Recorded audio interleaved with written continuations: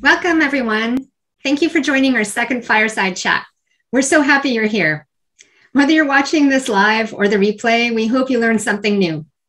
Today, we're going to be discussing procurement modernization, specifically around the benefits of embracing agile and design thinking in a public sector setting. We have three incredible women as our guests today. I'm looking forward to chatting with them for the next hour.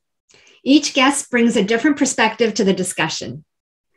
Guylaine Carrière is the Director for the Center of Expertise in Agile and Innovation Procurement with Shared Services Canada. She's a procurement specialist and currently running Agile procurement pilots and taking them right through to implementation.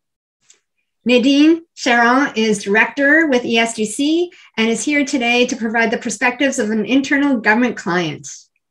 And finally, Michelle Lajeunesse, the Senior Vice President of Government Relations and Policy for Tech Nation, is here to provide the insight of a collaborator. Michelle and her team are working to reach suppliers that the government may not have had access to before. Please help me welcome our guests today, and let's just jump in. To start with, let's get some thoughts from you, our audience. We actually have two questions for you. Our first question is, in your opinion, what percentage of products or services for citizens have met your expectations for what you've expected the product or service to do? And so this is a multiple choice. So under 10%, 10 to 20%, 20 to 30, more than 30%. Please take a minute or two to vote. We'll give you about 15 seconds to cast your votes, maybe 20, and then we'll take a look at what the results are.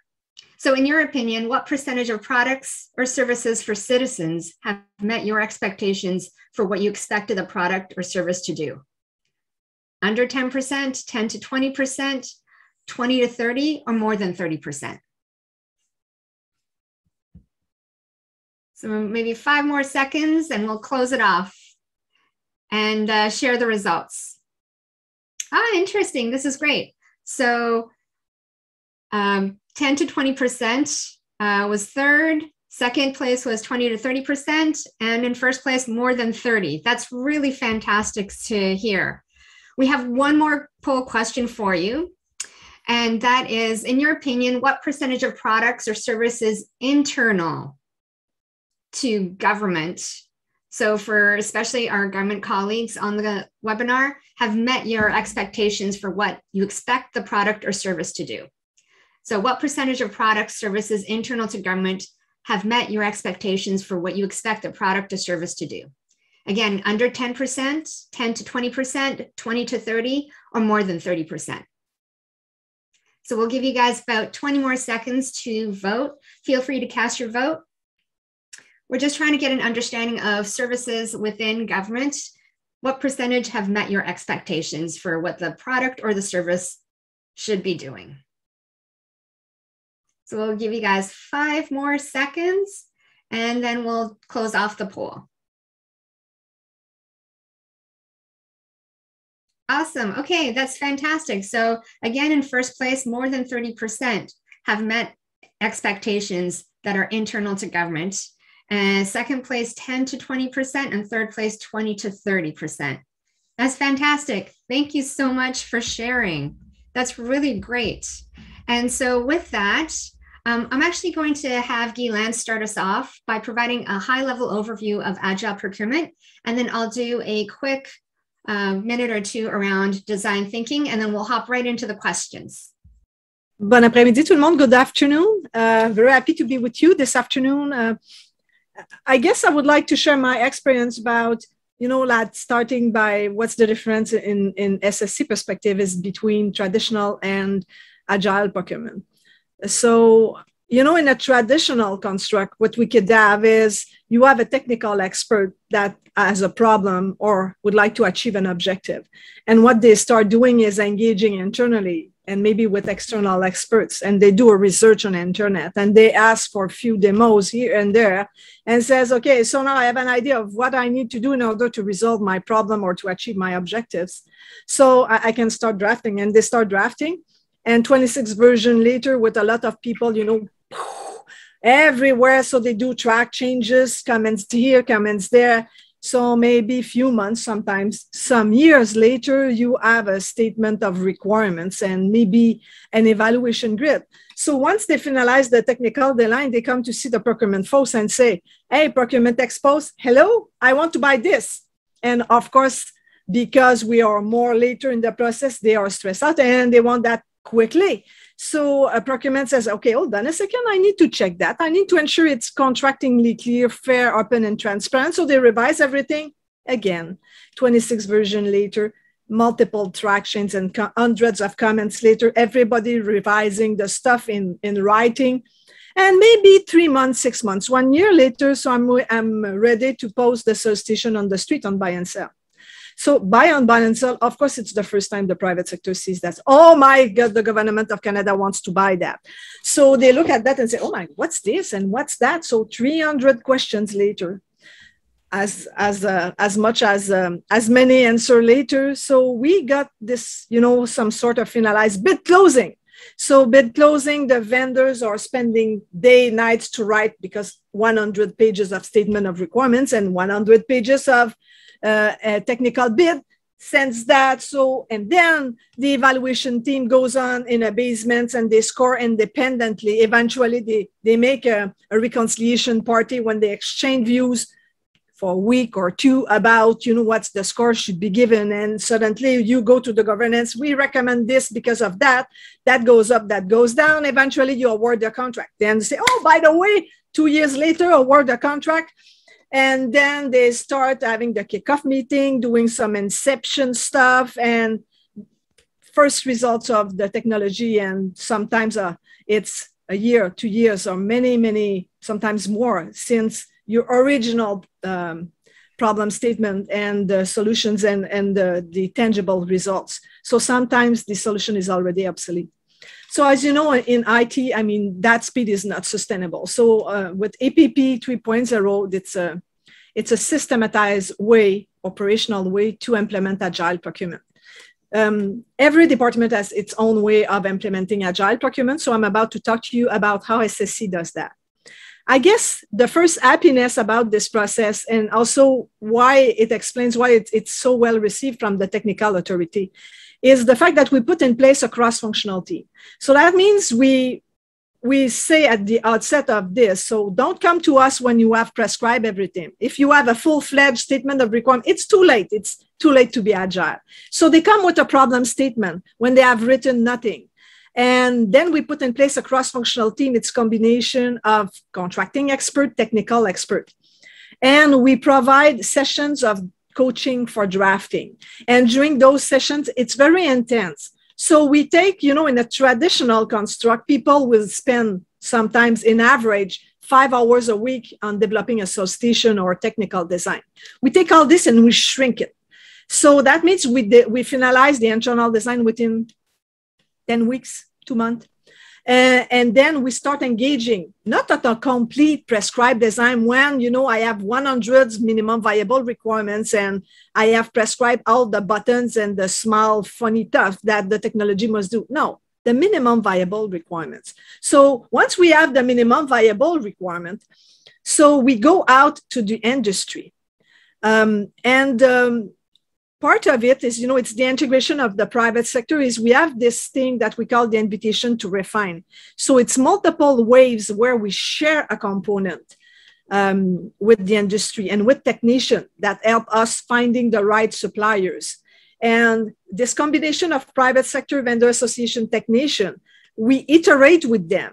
Technician is like something like a communication catalyst. So they help us finding the vendors that potentially will be able to perform the contract, but they also help by expediting the communication channels. Okay, oh, Gillian, by the way, that's a pain point for the vendor. Okay, so we can take action right away without waiting. So under APP 3.0, we integrate the private sector. We apply Scrum to procurements. That means, this thing, I'm a contracting expert. I'm working on 15 files all together. So sometimes one is sleeping on my desk. No, Scrum applied to procurement. It means the definition I've done at the beginning, this is what we produce after 5 weeks. It's go, go, go, whip, whip, whip. So that's, of course, it's intense and could be stressful, but it's very exciting. So one of the key elements, one of the reason we are is, and since the beginning when I met Nelifer, is I took a one-day course that changed my life. I said, oh my God, there's a systematic way to integrate the end user perspective in a procurement process. So we use that technology, design thinking, and Nelifer will explain a little bit more how we flow that in the procurement. But essentially, it helped us to factor the perspective of the end user in the resulting contract, but also in the solicitation selection process. On va parler de ça un peu plus tard.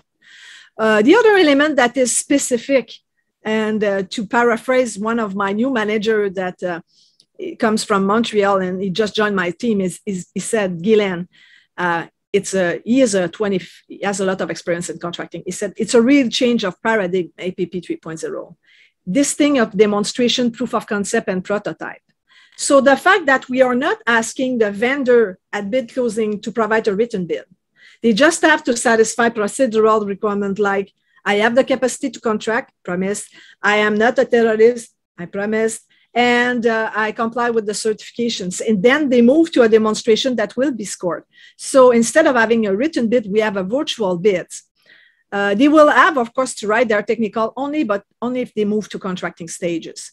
We favor proof of concept and prototype. The technical authority in the pilots that we had were all in agreement to say that before the proof of concept and after the proof of concept, there was a big difference. So for the application performance monitoring, for example, when we started the proof of concept, 2 solutions were equivalent. After, big difference, just because we were able to have tangible results. Finally, the fact that the contracts are evolving and scalable. So the scope of the contract is not necessarily and uniquely to provide a given technology. The scope of the contract is to resolve the problem and address the challenges. So that means after that, anything that could position Canada, help the Canada to better resolve the problem is deemed to be in scope. So that means we can evolve the scope of the contract. If 2 years along the road we find something, then we can say, oh, by the way, so it's still helping Canada, so it could be in scope and we can amend the contract. We always factor the artificial intelligence as one of the contributing factors when we are in the design. In other way, I will conclude there because she just gave me 4 minutes. I could speak for hours, But in a nutshell, for me, if you ask me after 2 years of APP 3.0, what I'm the most proud about is I feel people will say, that Agile procurement is about IT, it's about procurement. I would say, nah, Agile procurement process 3.0, it's about people. It's about how we work together. It's about the courage we have in those discussions to find the real results. So that was an overview of APP 3.0. Over to you, Nelifer. Thanks, Guylaine. That was really, really good. And yeah, for sure, there's so much to talk about around Agile procurement too. And I liked how you tied it in too, because it's a lot about the people perspective. And as we've been applying design thinking to Agile procurement, even when we're creating the challenge with the folks that want to put their challenge out there, we actually bring in an end user perspective into that. And then as solutions are being decided on and the requirements are being put in place, there's evaluation criteria that also includes the people perspective too, because with traditional, that hasn't been there either. And so the groups get together, they decide on what should be procured, and then procurement gets involved, but the end user of the product isn't as big a part of that throughout the whole process. And with Agile procurement, they're there the whole way. Yeah, that's great. Yeah, and so I'm going to talk a little bit about design thinking. For those that don't know what design thinking is, it's about looking at the world from an end user perspective. And usually there's 5 phases in there. You might see a chart like this frequently. And so we take a look at who are the people that are involved in the challenge, so the empathize phase, before we figure out what the actual challenge is that we want to solve, and then come up with ideas, prototype, and then we test. Next slide. And so We actually love putting that particular diagram into this format because empathize is something that we're not as used to. Normally, we're so used to jumping straight away into solution mode, and design thinking is about pulling back and thinking about what the challenge is, but pulling back even more and considering who are the people that are involved, what are their challenges before we can define what the true challenge we want to solve is. Next slide. And so when we're working with larger organizations, especially the public sector, we pull back quite a bit more, and we do this in Agile procurement, identify what the group thinks the initial problem is, identify measures of success as a group, and then we talk about and talk with the people that are involved in the problem through things like empathy maps, personas, and journey maps before we define what the challenges that we're going to put out into the market, and then for solicitation, and then come up with ideas, prototype, and test.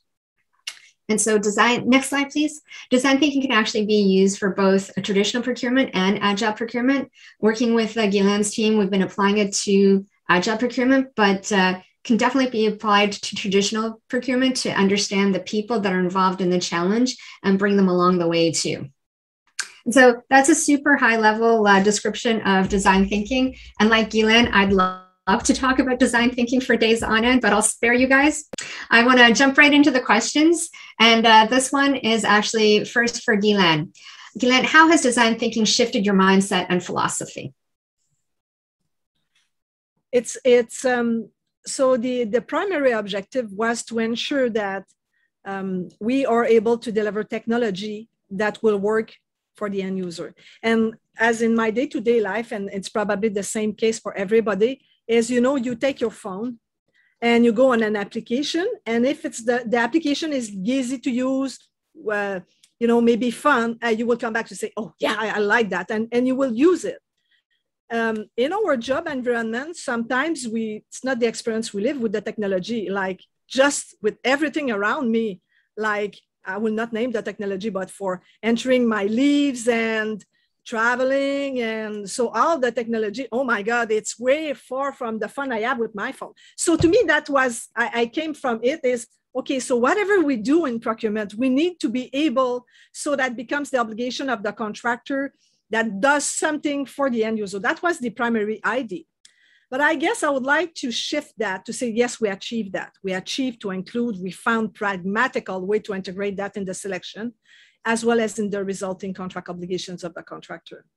But my main, how could I say, it's a gift that this process after just the first pilot. The gift is, it's now I'm using design thinking for almost everything. Like it's like the coffee in my life, there's never enough. So design thinking, it's a way to have conversation that would be otherwise challenging with people with diverging perspective. And I'm using that, like now we are having conversation about accessibility with people that can come with different experience, different expectations. What I like about it, and it makes us talking about the problem, the challenges, characterizing, but also to make coexisting expectations of somebody that could be very different than, for example, accessibility. So for an accessibility persona that has to deal with, I mean, of course, its expectation is its challenge dealing with technology. It's legitimate. We want that. For a contracting expert that has to implement accessibility requirements, I'm also a persona. But now I have to build a bureaucratic process to satisfy accessibility requirements. So that says, okay, so now it's like the two objectives of this government about procurement seems to be in conflict. So what we want to do is we want to use design thinking so that each persona understand each other and together we can find solutions. So this is a current situation, but in the past we have done that for other type of situations. So the gift of design thinking for me, if there's a conversation that is tough, we feel that there may be conflict, I said, we use design thinking.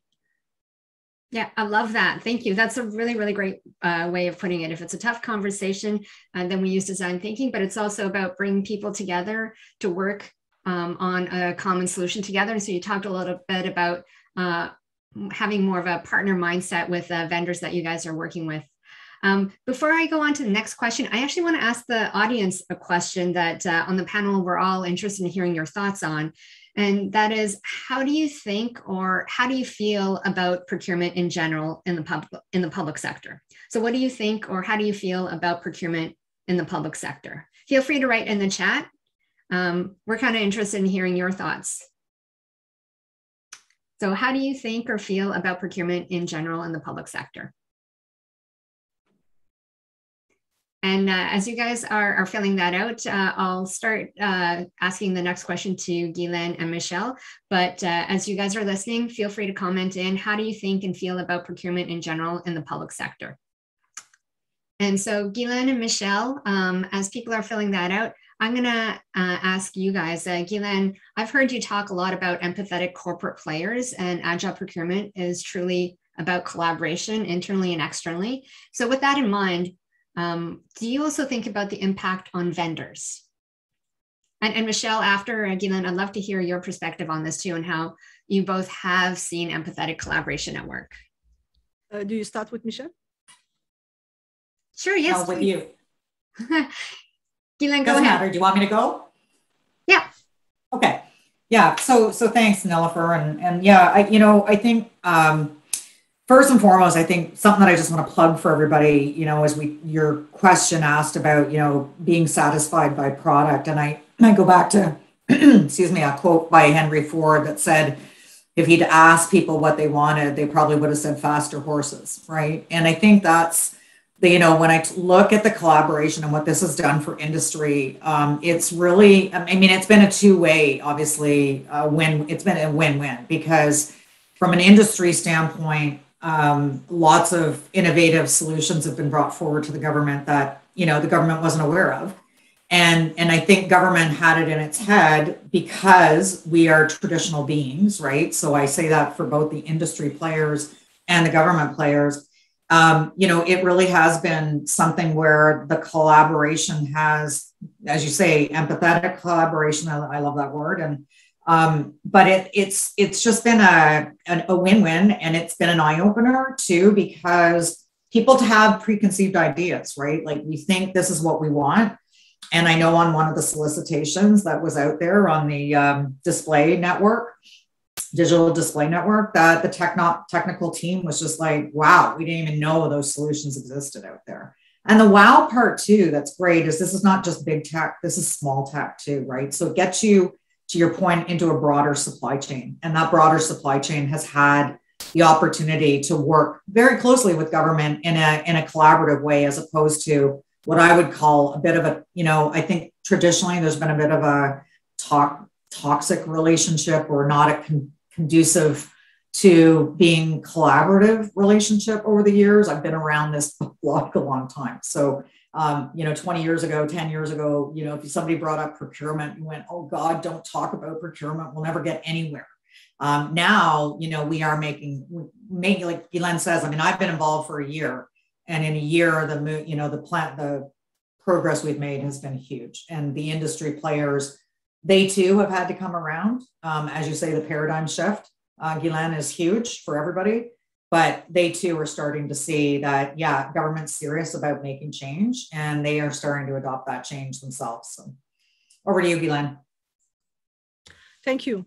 So just to echo what Michelle is saying, is one of the things, as a human being, I was uncomfortable with procurement as I started when I was a PG1 at PSPC and Montreal office, is I look at the way that we reply to the vendor when they ask questions.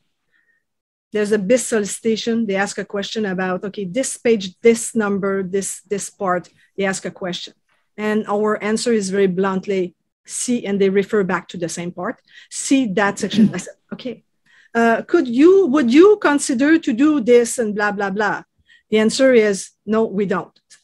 Come on, what's that? I said, I always found that, I know it's contractual and all this, but so while I was growing in the expertise, I understood that there is this fear of, if I'm talking too much to a vendor, I'm increasing the risk in case of suddenly somebody is suing me.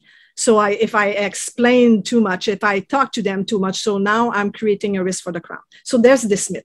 about that. Is it true? I mean, if anybody is saying anything to all vendors, yes, it's a real risk. But is there a way, having contracting expert practitioners that know what could be said publicly in a good way and change the tone of it? So under the Agile procurement process, we try to implement what we call a caring communication. So I will not be rude. And if somebody is not understanding Agile procurement process, if we have to explain that 100 times, we will explain that 100 times. The duty of clarity is on us. And where comes the empathy? It comes from, if I'm me, Guylaine, being comfortably there in my room, not having any problem, just having a good life, not too many stress, and the pleasure to speak with you this afternoon. If you compare my reality to the small and medium enterprise in the street that are trying to survive and get some of the government of contracts, they don't have the time to read 130 pages. And so I was having this conversation with my team some weeks ago, and somebody told me, Guylaine, they don't read the solicitation. I said, no, they don't. They are busy surviving. So put yourself in their shoes. And then, when you have this perspective, as if we switch the lens, now we take the time, we create this partnership. So maybe you will say, oh, Guylaine, you eat bubbles for lunch because I'm too, yeah, yoo-hoo, so no, but why not? So now we change the way we interact with vendors. Doesn't mean we say yes. It doesn't mean we agree. Am I speaking too much on this, Nilufer? No. That's really great. And as I read through people's comments when we asked our question in terms of what they thought about procurement, it really, same thing is coming out. They were saying that it's painful, takes a long time to process, regardless of the rules needing to be respected. There's comments around that we could be more deliberate about leveraging the untapped potential for positive social and environmental impact in procurement. And there's comments on it being a long, tedious process that doesn't allow us to change the criteria as technology changes for the duration of the contracts. And so I think Michelle and Guylaine, you guys have both touched on that as we've been chatting too, in terms of how Agile procurement is helping out with that. And then there's also comments in here that with municipalities, it's limited their ability to try new and innovative technologies because they keep failing. They keep falling further and further behind because they don't have the procurement tools in order to be able to procure the new and innovative solutions that are out there. Yeah, maybe if I can just jump in on that, Nilufer, I think one of the things that we can talk about, or answering the questions on that is the City of Toronto is actually adopting and in discussions with Shared Services Canada now on adopting the App 3.0. So, you don't need to go out and build new, from scratch. There is a process that's proven. And it's a very repeatable process as far as I'm concerned from an industry standpoint. So, definitely in Technations, and we do have 20 plus community outreach partners. So I just want everybody to know that's why we've been able to do what we can with the government from a collaborative standpoint is it's not just Technation. We have over 200 members and then we have 20 community outreach partners that we work with. So we are very representative of Pan-Canadian. Thank you. If I may just add on the caring part, and maybe I close that for that conversation is, and I'll go back to the point is what it is taking to undertake an agile journey. I would like just to park just based on the last comment, but just to close maybe the topic of the caring, it's the true collaboration process we are piloting. I feel we're not that's not the end of the journey. We'll continue to improve that. We want to continue to improve the experience of a vendor. Like we have this, we have APP 3.0, but we are also have a collaboration with Technician that is called Scale Up. When we want to push the boundaries of the simplification.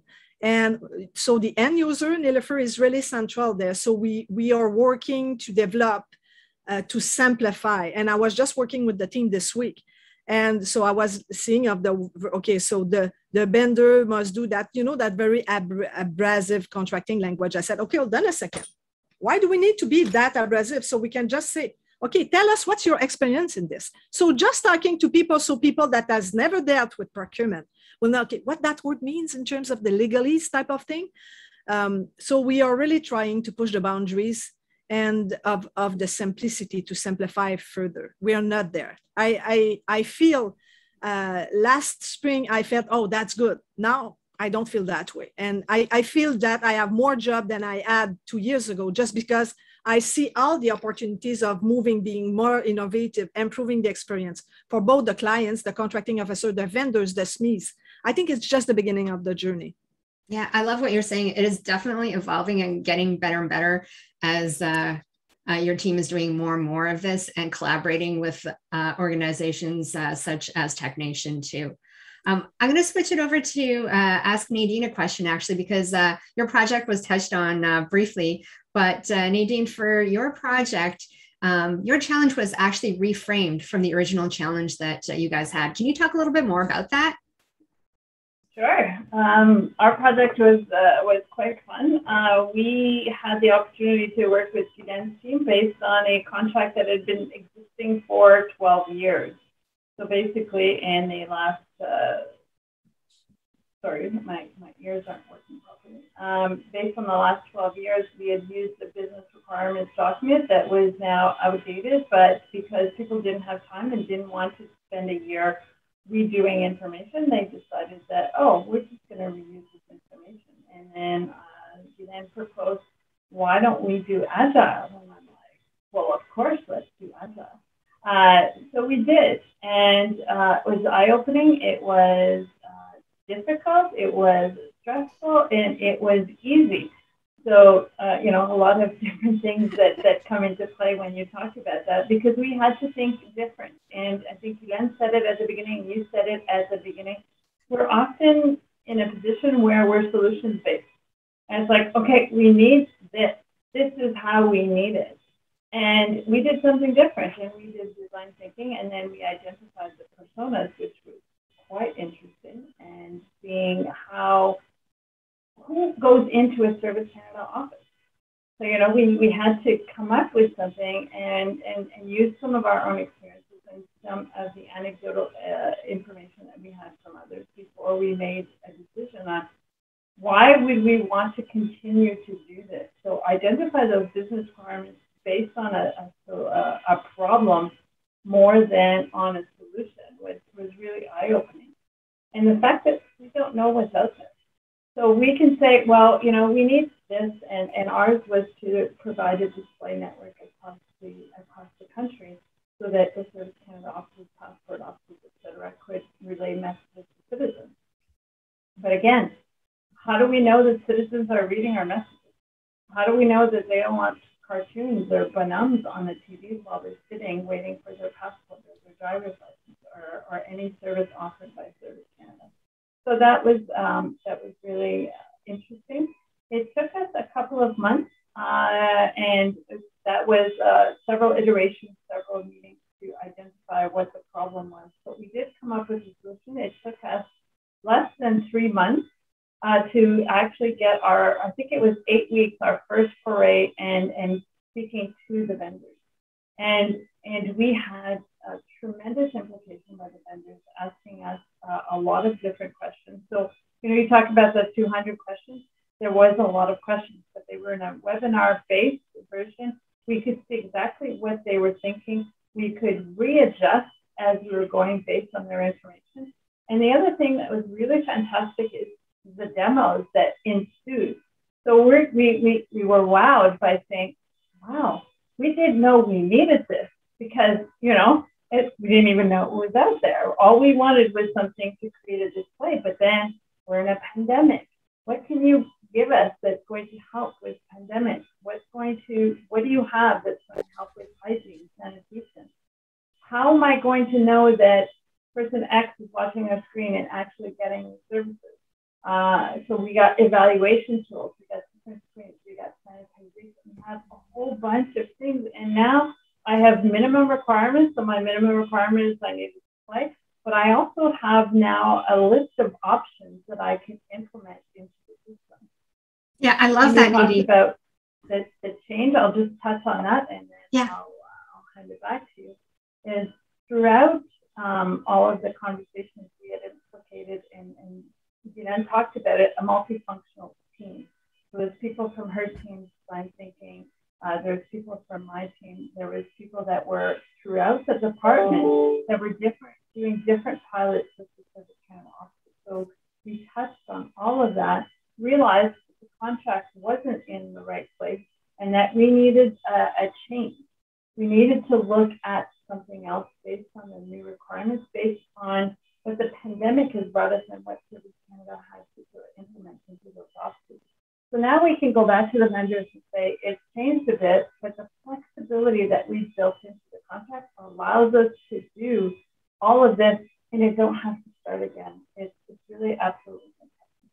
Yeah, that's a huge one in your initiative, is that the vehicle had flexibility and the process allowed you to see what was out there and determine what you really wanted based on what was your requirements, but also what was out there, and then shift accordingly with that too. So that's really fantastic.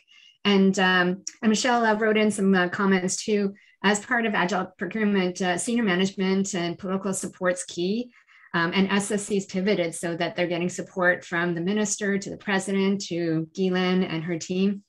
And so there's so many people that are involved. And Nadine, you mentioned the cross-functional team as well too, is not only do we have contracting authorities, but people that are looking to have it procured. And then we're bringing in end users and actually talking in groups with the end users to make sure that we're seeing the challenge from all the different perspectives and are able to have those conversations with vendors and then prototype and test accordingly too. And so Nadine and Michelle, I'm going to ask you the next question. Can you guys share an example of where a persona made a big difference from your perspective, or how you've seen vendors using design thinking and personas to showcase their understanding of end users or what you guys are trying to achieve? Yeah, I'll let Nadine go and then I'll follow on that. Go ahead, Nadine. Perfect, thanks, Michelle. So hopefully, I know that my other things is going in and out. Hopefully it solves the problem. Wireless issues.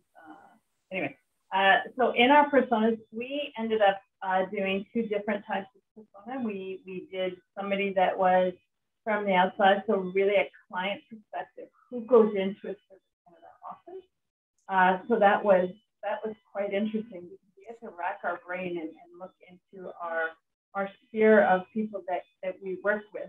Was it my dad? Was it a single woman with 3 kids? Why is that going to be important to them? We also use the persona of the person that's working on my team, being the person that receives the invoice. What are the issues there and what do I need? And that was huge when it came to the requirements that we needed to do the invoices, procure information, and be able to identify that information from a user perspective, because the whole point of this contract is to alleviate some of the concerns. So we did it on both sides, on the client side, and we also did it on the internal finance side where there was a lot of information. So defining that persona and letting them know, oh, this person needs this. This person has accessibility issues. This person only uses the screen. This person is never in the office. And really defining who that person was helped. And even the vendors, when they were asking questions, was, oh, we identified with Simon and we identified with Amina, and this is how we can help them based on the information that you provided for those end users. So that was really cool as well. That's great. Yeah, I think if I can just add, Nell, I think, to Nadine's point, when you think about vendors, in general, again, back to traditional procurement, and we've all seen some real debacles over our time. I won't mention the projects, but where, industry and government really were just talking at each other. They weren't, collaborating. They weren't really truly listening and asking questions. And so now, I think, you get a better product when you understand your end user. And I would say, and I'll say this, I'm not sure if any big tech are on here, but I think this is where small, medium-sized enterprise does really, really well, especially when you get into underrepresented groups and Indigenous business that know their market really, really well, again, both based on what they're focusing on and selling a product. So those personas, I mean, I've heard from industry just how great those personas have been, to Nadine's point, because yeah, you start to think about using that technology, right? Those individuals in that persona and group, and that other persona, how they're going to interact with the technology. And again, you know, and it also probably drives some more dialogue too, because it gets them knowing which questions or, you know, asking more questions of government for sure.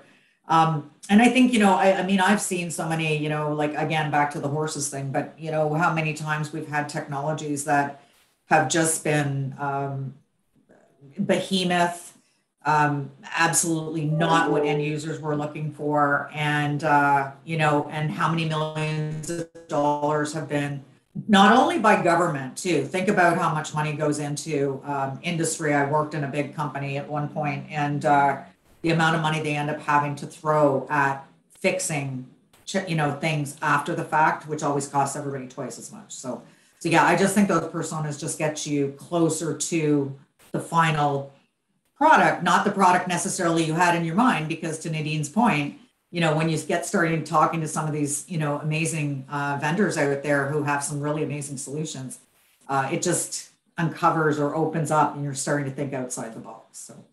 Oh, I love that. Thank you. And I know we're getting low on time. And so for a final question, maybe I could throw it out to all of you guys on our panel. What are key things people should know about Agile procurement? And so, Gila, maybe we could ask you from a procurement officer perspective, Nadine from a client perspective, Michelle from a collaborator perspective, and then I can chime in as an observer as well too. And so, Guylaine, what are key things people should know about Agile procurement from a procurement officer's perspective? It's a good question. I mean, the practitioners, do you want me to make the link between how different when you integrate design thinking in the procurement and specifically procurement wide, or what's the procurement wide? So anybody that wants to apply Agile procurement, what are some things that they should be considering before they start in on the journey?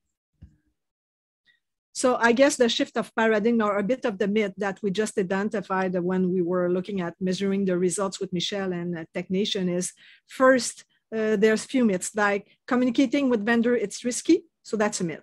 It's doable. You can find a way to do that differently. One thing is sure, is being nice is not a risk. So that is already something.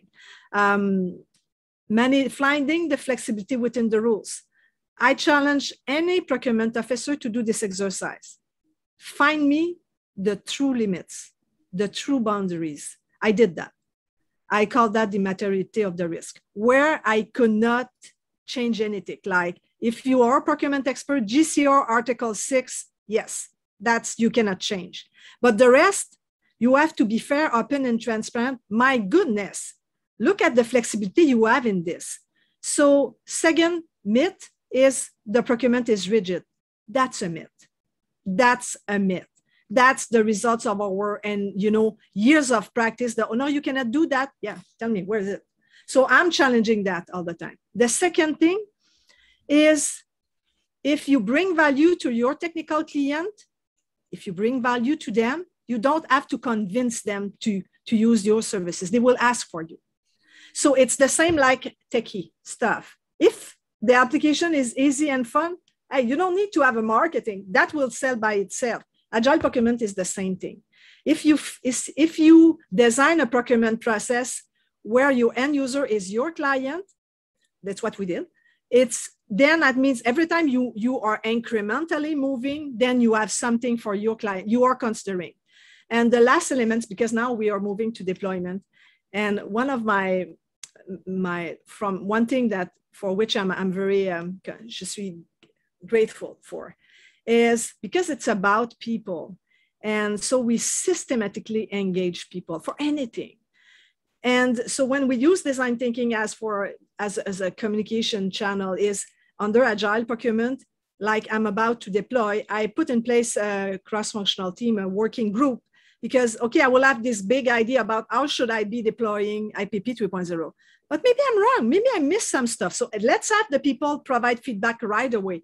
So last myth, interacting, you know, being criticized, it's not dangerous. There's no critic that has never killed me. Never. I'm still there. And believe me, because I'm pushing the boundaries, many people critique me. So I stop there. Oh, those are amazing points. And Nadine, from a client perspective, what are key things people should know about Agile procurement? don't ever do procurement any other way. That's the key takeaway for me. But when we're being realistic, it is a new way of thinking, and people do need to adapt to it. It does take time at the onset because you have to define your personas. You have to put the time in to save time as you go along. So that's the realistic part that is something that I wasn't expecting at the beginning as a new way of working. But now that I've gone through it, I see the benefits and I see how well it works. So I've embraced the whole process. I love the design thinking aspect and love the way that we can bring a team together that has a very diverse set of skills, diverse information, and bring it all together, create one team that advances as one, and that that vendor information, that key piece of information that we don't get when we do an RFP or even an RFI, and that communication, that open and transparent way of communicating is much better than anything that is traditional in my mind. I love that. Thank you. And Michelle, from you, from a collaborative perspective, what are key things people should know about Agile procurement? Well, one is don't think, industry may think that Agile means faster. It's not necessarily faster, but I think the product, the outcome is better. I think the process along the way and that empathetic collaboration and that understanding.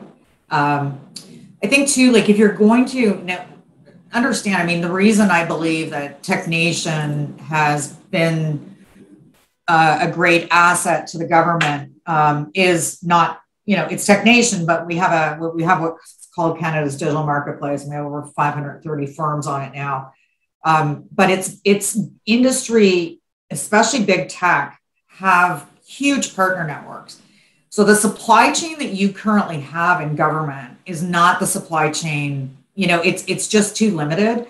If nothing else, COVID proved that, right? COVID proved the government did not have an all-encompassing supply chain. So I think that you need to have a collaborator, whatever that is. If you go to buy and sell and you just use buy and sell and hope for the best, you're never going to get down into the weeds, weeds is probably the wrong word, but into the depths of a network that you need. Paul Glover even said it at an event of ours last year that, they've been able to access suppliers they didn't even know existed, right? So it is exposing that.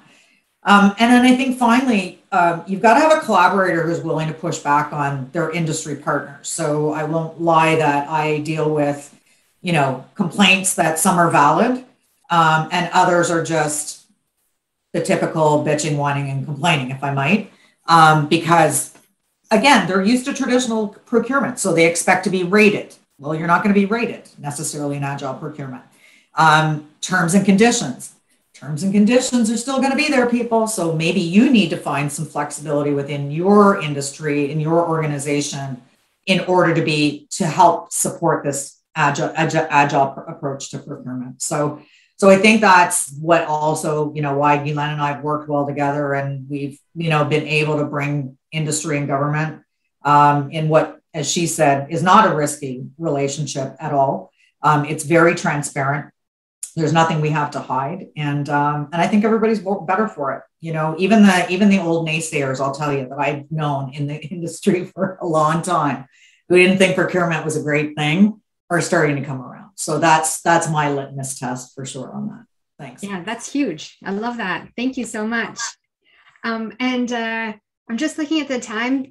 This is a great opportunity for our audience to ask some Q&A. So feel free to ask your question in French or English, and go down to the Q&A section and enter your question. I know we've had some comments in our chat, which has been really great to hear perspectives as we go along. But maybe I can start out with our first question. And as we're chatting, feel free to add in more questions. Here's a question. In procurement, how do you switch from solution mode, where you don't know what's out there, to gaining a better understanding of what's even possible? Maybe if you don't mind, I'll take it and then I'll shoot it over to Nadine. So I'll give you an example actually how this is happening. So Shared Services Canada, for example, in a different part of the organization has a vendor engagement hub, and they're starting to do roundtables to do exactly that, to start informing their technical teams what exists. So if they're thinking about networks, if they're thinking about Wi-Fi, if they're thinking about wireless, what exists out there, so they get a roundtable of technical industry representatives, totally agnostic, everybody's in the room, with equal, but they start to understand. So that is one way that you can do it outside of, in advance of. I will also say this, that the Ontario government, and I'll share it with your team, Nilifer, it's in 2014, they stood up a new approach in the Ontario government. And one of the first steps is to go out and engage industry to actually even ask about what's the right procurement approach to take for said technology. So, that's another way of doing it. So turn it over to Nadine. Love that. Thank you. Nadine? I'm going to try and be quick because this was the hardest thing that I had to learn. So going from solution mode to defining what your problem is was the absolute worst. I think it was difficult because I have an existing contract. I know what's there. I know what I need. Oh, I have a screen there. I'm going to project messages. Is that your problem? Well, yeah, no, that's your solution. So what's your problem? So continuing that question over and over and saying, what's the problem? Well, the problem is that the people that are sitting in the offices don't have the information they need. So they have to ask, they have to read in line, they have to do this, they have to do that, they have to do that. So then your personas come into play and you take a step back. And it's like, what's the problem? And you keep asking that question. And like I said, we're so into solution mode when we do an RFI, we're saying, we need a screen, we need to get messages out, we need to do this. What's the problem you're trying to fix? And that's when you get to open up and you find out what your minimum requirements are to solve the problem. So the problem is, in our case, is Canada does not have a way to communicate with people in the office. There you go. There's your problem. Simple stuff. So now, okay, how do we fix that? What do you need to fix that? And that's when you come up with those minimal viable requirements. That's when you come up with the personas. Who is sitting in those offices? Why are people going to the office? How many people are going into the offices? And we find out through the whole process that there's been 8 million visits, even during the pandemic, to Service Canada offices. So who are those people so that you can actually solve the problem?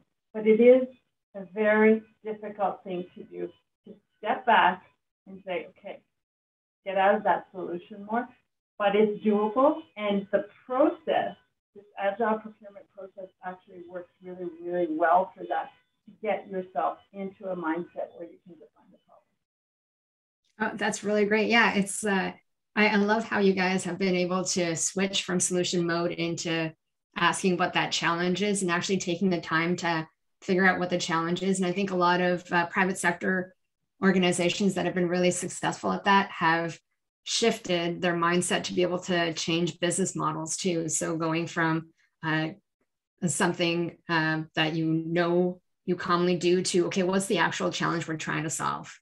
I love that. Thank you. Any other questions that we have? Maybe I can ask you guys, just based on our experience too, is, and someone's asked along the same lines, what's the time commitment in Agile procurement? Maybe Guylaine, Michelle, Nadine. Well, I can tell you about mine because I was an actual project, and Guylaine will have more information because she's actually done 8, not 2, sorry. So in my case, at the beginning, it was an hour and a half meeting 4 days a week, pretty much. And that was the whole cross-functional team. And it was for the first 3 or 4 weeks of the process. Then it was still continuing to do that. And one thing that he then talked about, the definition of done. So it would be identified on the onset, saying, this is how long this portion is this sprint is going to take. This is our definition of done. And here's, we're going to have a meeting to do the check marks at the end of the day. So approximately time-wise, for me as a director, that's what it was. And for the whole team, so the whole team would do some background work. There was still reviewing of documents, etc. But it was done, that's sort of the time commitment that I would do for mine.